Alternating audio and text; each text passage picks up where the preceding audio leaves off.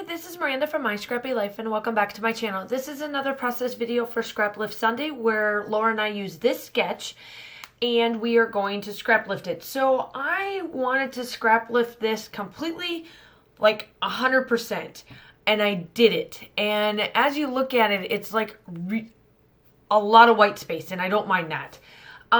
This is Kylie Kingham from the Pink Paisley. It's on the blog, so I will link that down below.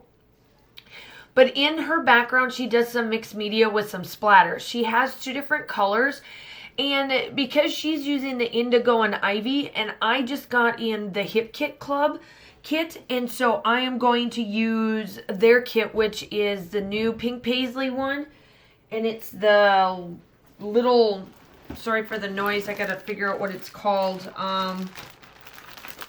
just the Little Lovely. And so I did the strips, and I do know that my strips are just a tad bit, what's the word I want to say, like a tad bit brighter than hers, and I'm okay with that. I like the purple, and I do know that I'm off-centered with my strips, and I'm completely fine with that because I do cover up most of that white space that you see. And now I'm just doing the splatters in certain spots, just kind of all over, and then mainly to make sure that I have them over the top of the strips that I have. I don't follow this completely to the T because I can tell that she just does the strips and then she does her splatters after it's dried and kind of off different spots. But I really like this part of it. I think it's wonderful. I love how it looks, and it just works well. So that's what it looks like done. Now I'm going to come in. So as you're watching me do the like layering and stuff, I'm going through the hip kit. So I got the main kit for this and the embellishment kit and the Project Life kit because it had everything for this collection, but it didn't have very many papers. So I went and just ordered the papers. That's the one thing I love about the hip kit is they give you almost quite a bit of the stuff of like one collection per month. And then if you like it, you can just go out and buy like the pieces that you may not have. And what I didn't have for this one is the papers. I had some, and then they just released their, I think they just released their August one, and then I get the few papers that I didn't get. So it's going to be kind of nice to be able to put all of this together once I get to the point of needing extra paper because the embellishments are almost done. Yay, I did get my new scissors too. There it is. They're just regular Fisker scissors. They do work well. I still want a pretty Fisker, or I still want like a pretty scissors, but right now they work. It's better than the two that I had. So I'm distressing and I'm placing all of the pieces. So she has a couple of different pieces and some frames and all of that. So I kind of do some of it. I do make my back, the very last strip, a little bit wider and thicker just because my photo is bigger than what she has. Her photo looks like it's a 4x3 and I'm doing a 4x6, so, or 6x4, however you say, 4x6. So it's a little bit bigger. So I wanted that green paper to stick out just a little bit more. And so the photo that I am doing here is while we were in Italy. I'm back doing my Italy trip. This was actually in Firenze. We were walking to the wine walk that we were going to go on in the evening with my husband and my daughter. And this wine walk was awesome because they allowed my daughter to come with. And every time that we went to a wine place that had us taste, or that we could taste wine at, they brought out apple cider for KJ in a wine glass. So it was pretty cool. She was the only child there, and I am telling you, our tour guide and the gentleman that we would meet along the way for this soaked her up. I mean, they were all giddy. She got so much stuff, it was insane. So now I'm going through the embellishments. I'm trying to find different things. Like I said, that is all of the embellishments I got because I ordered. Normally I never get this many kits. Normally it's just the embellishment kit, maybe every once in a while depending on what's in the color kit, and then the main kit. I went overboard this time. So there's a lot of embellishments to go through, which is nice. And then all I have to do is add paper, which honestly out of all of the kits, the paper's the cheapest. So Anyway, so I'm just going through and I'm wanting to back this cut file up with just a little, or picture with just a little bit of different things, and just have some border strips of it. I don't go too heavy because she doesn't on hers. And I actually truly love the fact that I kept this very white and simple. I had to ask Laura and a couple of my other friends that I do send over layouts to be like, hey, does this look okay? And they're like, you have a lot of white space. Are you going to be okay with it? I'm like, yes, because then I sent over the blog of like what we're scrap lifting with, and Laura already knew which one we were. And they're like, oh, okay, that makes sense. But yeah, I stuck pretty, like I would say 90% of it, I stayed true to what it is. And so this photo, back to this after I went in a tangent here. The photo is this gentleman, as we were walking, my son and daughter, you can't quite see it on the photograph, but when you see it in real life, you'll see my son and daughter turned around and looked, because they didn't realize I stopped and was taking a picture of this, because it is the Mona Lisa. It's a gentleman that's recreating the Mona Lisa with paint on the street. Just landed a spot, wanted some euro, and it is amazing. The floor or like the ground is cobblestone, so to be able to do what he did on that, it was just stunning. Oh man, I love the street art in Europe in general. I don't care what it is, whether they're the human mannequins that stand and just move when you drop coins down, I don't know what they're called, mimes or whatever, to this type of art, to people just plopping themselves somewhere with their paint and their art and all of that to do. Oh man, it was just fun and gorgeous. It was just stunning. I loved it. So I had to take a photo of this, and I don't mind the people. I love the hustle and bustle that's behind everybody. It was I didn't cut any of this photo out. I didn't want it black and white. It was just perfect. And I love the subtle and the color tones work well in this. The purple comes from the gentleman's shirt, and then the mints and stuff is in the Mona Lisa itself. And all the other colors, I don't care that it doesn't quite match.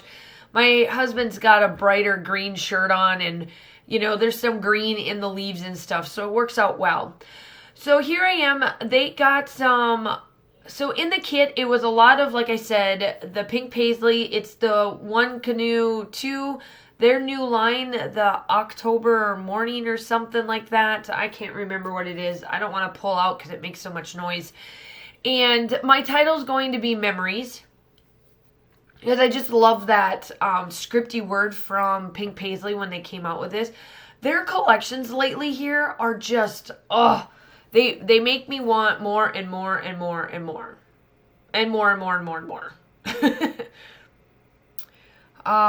Let me see. No, I am sorry. This is Pink Fresh Studio. Not Pink Paisley, Pink Fresh Studio. The person that I followed and that we did is from Pink Fresh. I knew I was making a mistake because I was like, wait a minute, this paper is a lot thicker than what it is. But I love the Pink Fresh. They have been coming out with some amazing collections. Pink Fresh Studio has too, and Pink Paisley has as well, of course. But Pink Fresh Studio has really come out with some amazing layouts and some amazing papers and everything that I'm just like loving it. Of course, I have to do some threading.